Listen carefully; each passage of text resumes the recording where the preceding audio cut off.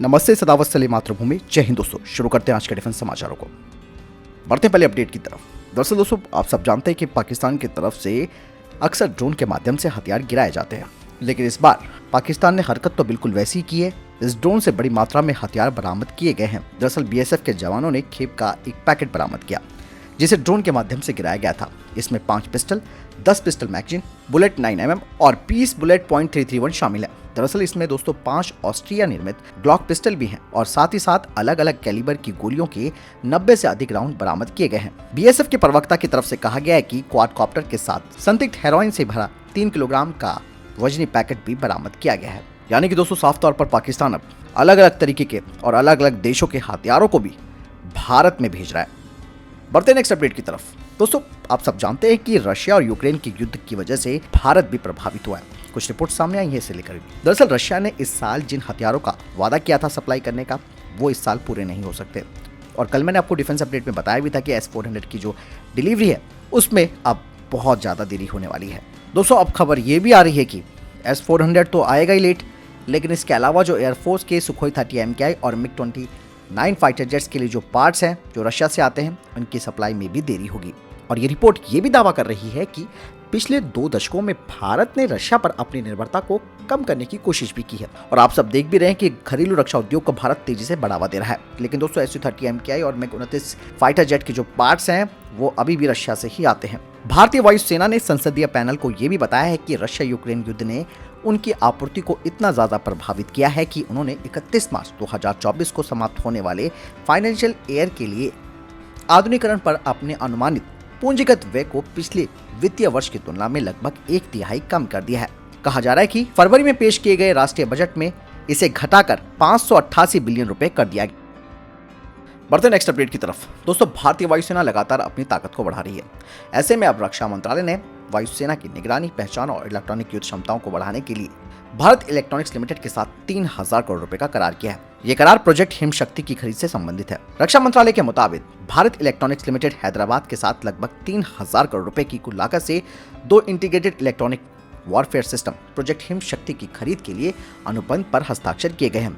मंत्रालय ने यह भी बताया कि ये खरीद स्वदेशी रूप से डिजाइन, विकसित और निर्मित श्रेणी के अंतर्गत आती है और इसमें वर्तमान समय की सभी जो प्रमुख टेक्नोलॉजियां हैं वो शामिल हैं। इससे पहले दोस्तों रक्षा मंत्रालय ने भारत इलेक्ट्रॉनिक्स लिमिटेड के साथ 3700 करोड़ रुपए से अधिक के 2 अलग अलग करार भी किए थे।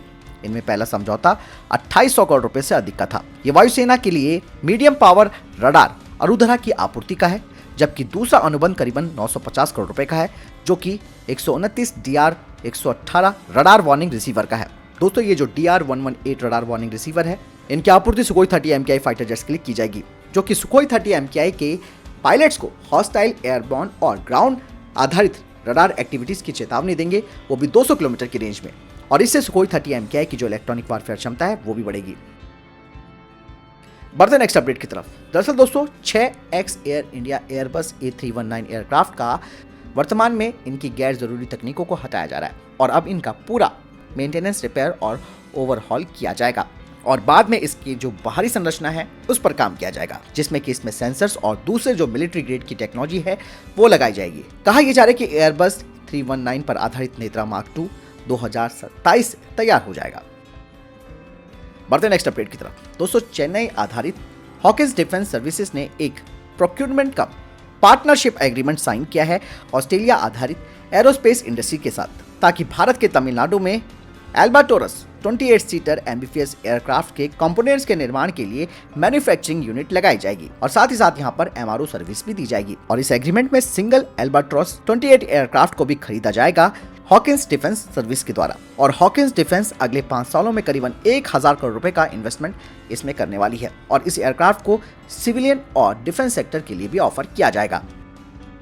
बढ़ते नेक्स्ट अपडेट की तरफ। दोस्तों प्राइवेट सेक्टर की कंपनी ACSG कॉर्पोरेशन ने कम लागत वाला एस्ट्रोसेट पर रिसर्च और डेवलपमेंट काम शुरू कर दिया है, जिसमें कि हाई रेजोल्यूशन सेंसर्स जोड़े जाएंगे, जैसे कि एयर सर्विलांस और रीजनल एटमॉस्फेरिक डेटा कलेक्शन।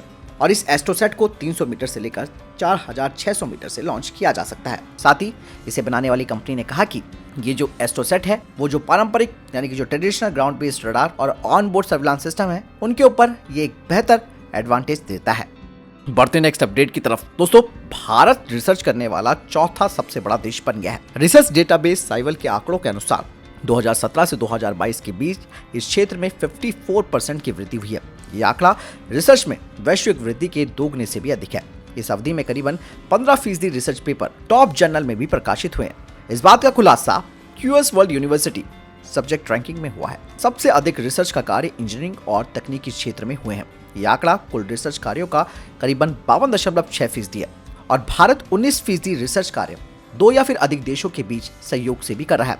यही कारण है कि हाल ही के वर्षों में भारतीय विश्वविद्यालयों का रुतबा भी बढ़ा है और इस रैंकिंग में भारत के 66 विश्वविद्यालयों को जगह मिली। दरअसल भारतीय यूनिवर्सिटीज ने कंप्यूटर साइंस, रसायन विज्ञान, जीव विज्ञान, भौतिक विज्ञान विषयों में सबसे बेहतरीन प्रदर्शन किया है और दुनिया भर में भारत सबसे तेजी से रिसर्च के क्षेत्र में अपनी पहचान बना रहा है। 4.5 लाख रिसर्च पेपर के साथ चीन पहले, 4.4 लाख के साथ अमेरिका दूसरे और 1.4 लाख रिसर्च पेपर के साथ ब्रिटेन तीसरे स्थान पर है और भारत चौथे स्थान पर है। बढ़ते हैं नेक्स्ट अपडेट की तरफ। दोस्तों, प्राइवेट सेक्टर की firm data pattern India limited ने 27वां ब्रह्मोस मिसाइल चेकआउट इक्विपमेंट को लॉन्च किया है, जिससे कि अब वे ब्रह्मोस एरोस्पेस को डिलीवर करेंगे। दरअसल missile checkout equipment BrahMos missile का पूरी परफॉर्मेंस का वैलिडेशन करेगा, जिसे कि वो अपने मेंटेनेंस कनेक्शन के माध्यम से करेगा और इससे ये readiness for launch on demand को भी इंश्योर करेगा। बढ़ते हैं नेक्स्ट अपडेट की तरफ। दोस्तों, भारत सरकार ने सार्वजनिक क्षेत्र की रक्षा कंपनी हिंदुस्तान एरोनॉटिक्स लिमिटेड में अपनी हिस्सेदारी बेचने का फैसला किया है। इसके तहत सरकार 3.5% हिस्सेदारी बेचेगी। सरकार ओएफएस के जरिए 2,450 रुपए प्रति शेयर के न्यूनतम मूल्य पर हिस्सेदारी बेचेगी और इसके जरिए उसे करीबन 2800 करोड़ रुपए जुटाने की उम्मीद है। दरअसल एचएएल में सरकार के पास फिलहाल 75.15% हिस्सा है। इस हिस्सेदारी की बिक्री से सरकार को अपना विनिवेश राजस्व बढ़ाने में मदद मिलेगी। तो दोस्तों, ये थे अभी तक के टॉप डिफेंस अपडेट्स। वीडियो के संबंध में कोई प्रश्न, जवाब या आपका कोई सवाल है कमेंट सेक्शन में लिखकर जरूर पूछ सकते हैं। मिलता हूं नई जानकारी के साथ। चैनल जरूर सब्सक्राइब कीजिएगा। जय हिंद, वंदे मातरम।